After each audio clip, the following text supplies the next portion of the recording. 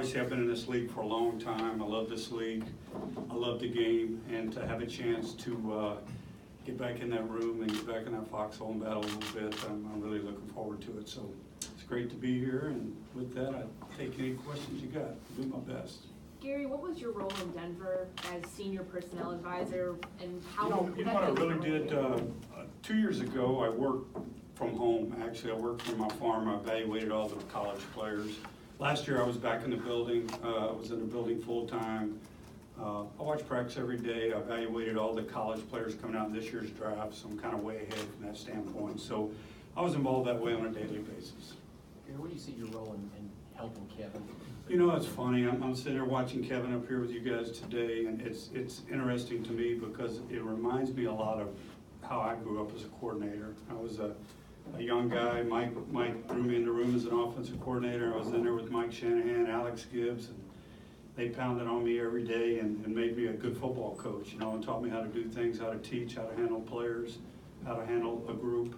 And, you know, when I watch Kevin work every day, you know, we've got a good group in our room. We've got some veteran guys that have done this a long time. We've got some very bright young coaches on their way up. So Kevin's a very smart guy, but he's great with people, so I've been very impressed. Gary, what's the genesis of you ending up here? First calls, who contacted who? You know, really, you know, after doing the personnel for a couple of years in Denver, I knew I wanted to do some more. You know, when I stepped away from football a couple of years ago, I kept working, but I found myself wanting to do some more and more.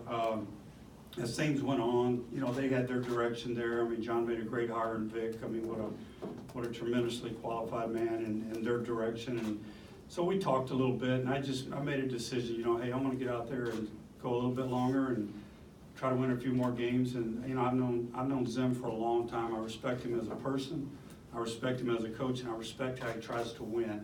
So we've had some conversations through the years, and so it's an easy you know, talk for me to visit with him and think maybe if they might be interested in me doing something like this. So it just worked out that way, and I just felt very fortunate to be here. It was such a great organization.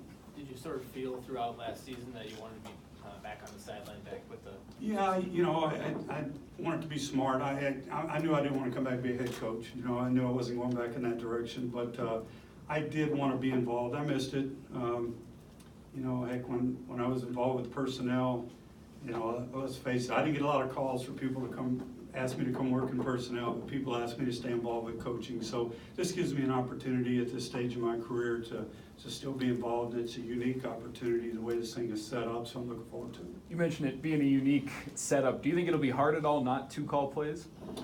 No, I look at it this way. You know, I mean, I called plays in this league for 25 plus years, you know, and I can tell you, I don't think I ever went to a game where I called everything myself. I mean, whether it was Mike, you know, coming on the headset saying, hey, Coop, how about this? Or whether it was Rick Dennison or Mike Sherman or Kyle Shanahan who worked for me. You know, I think, you know, as a group, you know, Kevin's got a job to do. It's our job as coaches to help him in any way we can.